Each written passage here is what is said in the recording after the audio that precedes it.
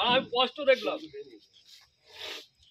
পুরো জ্যান্ত রয়েছে মালটা হয়ে যাচ্ছে পুরো ই করছে দেখ। প্রথমে একটা বড় বাস নিয়ে আসি, বাবা যা ভারী না, এই যে হালকা করে নিয়েছি। ও তো ওখানে থাকলে তো পালিয়ে যেত। একে মেরে লাভ নেই।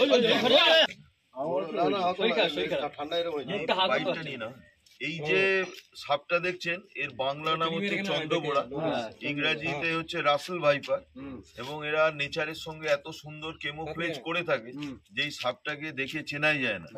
আপনারা ময়লা ফেলতে এসে দেখেছেন, এটা আপনাদের পক্ষে ভালো, কারণ এত সুন্দর পরিবেশের সঙ্গে মিলেমিশে থাকে যে বোঝা যায় না।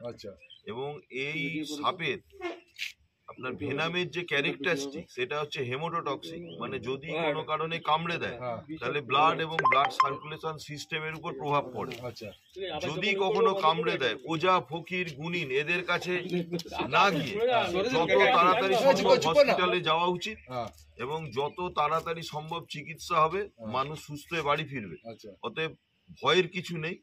আর জমিতে প্রচুর পরিমাণে পেস্টিসাইড দেওয়া হচ্ছে, যাতে কি হচ্ছে সামান্য পোকা মাকড় নিয়ন্ত্রণে আনা যাচ্ছে, কিন্তু প্রত্যেক বছর পেস্টিসাইডের মাত্রা অতিরিক্তভাবে বাড়িয়ে দিতে হচ্ছে। কিন্তু এই ইঁদুরের প্রিডেটার হচ্ছে একমাত্র সাপ, এবং এই সাপকে বাঁচিয়ে রাখা অত্যন্ত জরুরি। এবং সাপে কামড়ালে যে অ্যান্টিভেনাম সিরাম দেওয়া হয়, যে এই সাপের ভেনাম থেকেই সেটা তৈরি হয়। 4টে বড় সাপ, যাদের মধ্যে এখানে যেটাকে গোখরো বলে, যেটা আপনার চন্দ্রবোড়া, আর একটা হচ্ছে সস্কেল ভাইপার, আর আরেকটা হচ্ছে কালার।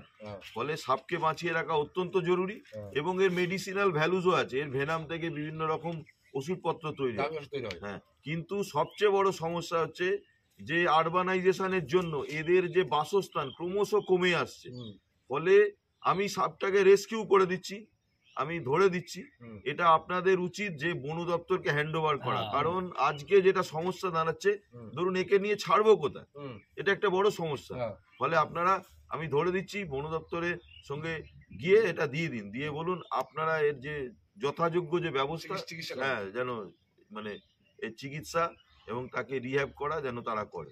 ঠিক আছে, তারা আসতে পারবে না দাদা, ডাঙা থাকে বেশি না, জঙ্গল থাকে শেষ জায়গা থাকে। এদের একটা ক্ষুধার্ত আছে, ধরার জন্য এরা থাকে। বলো দাদা, কিছু বলার থাকলে। কিভাবে আপনি মানে দেখলেন সাপটাকে? আমি আসছিলাম, গাড়ি দেখলাম, দিকে আমাদের ড্রাইভার ছিল দুজন। এবার কিছু সাপ দেখবো, কি সাপ দেখি, দেখি চন্দ্রকোড়া লেজটা আছে, দেখি জলের মধ্যে রয়েছে। আমি একটা দেখলাম বড় সজনের ডাল ছিল, ওই ডালটা নিয়ে প্রথমে সব নিচে ছিল, ওই তো ওই জায়গাটা ছিল। সবাই বললাম কি আমরা সবটা উপরে নিয়ে চলে আসো, উপরে নিয়ে আসলাম, বলো উপরে একটু ভালো থাকবে, উপরে নিয়ে আসলে পরে। আর জঙ্গল থেকে কোথায় চলে যাবে, এবার নিয়ে আসো উপর থেকে। এবার আমিও বলবো একটু, আমরা সবসময় গঙ্গায় চান করি, আজকে চান করতে গিয়ে দেখলাম এনারা সাপ দেখেছেন, আমিও গাড়ি থেকে নেমে দেখলাম। তা ফোন নম্বরটা ছিল, কেন এর আগে একটা চিচড়ামাগড়া ব্লক সেটেলমেন্ট অফিস থেকে ধরা ইনি করে নিয়ে চলে গেছেন, আমরাও ফোন করেছি। আজকে উনাকে আমি ফোন করেছি, এই সাপটা যেভাবে ধরে যেখানে ছাড়ার আছে ছাড়বেন, সেটা বলো। ঠিক আছে, ধন্যবাদ। বলো, আরে ভাই স্যার, ভালো বস্তা আছে এখানে, বস্তা ছোট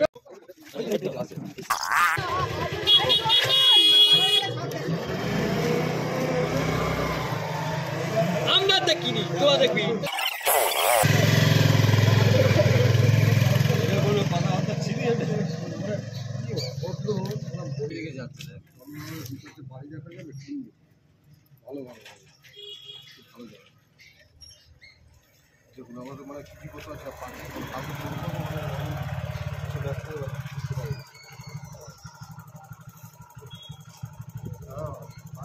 আচ্ছা, কোথাও ছিল মনে হয় বাইরে পড়ছে মাল, এবার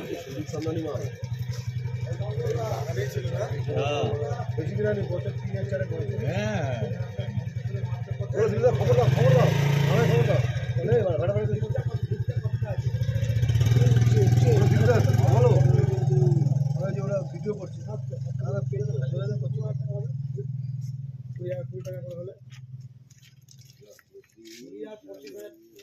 টাকা করে যদি হয়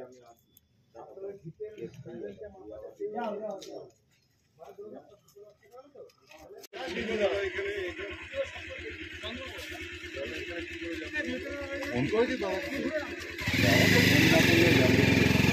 আমি তো ফোন করলাম, করবো ভাবলাম তাহলে গিয়ে দেখি আগে, তারপর ফোনটা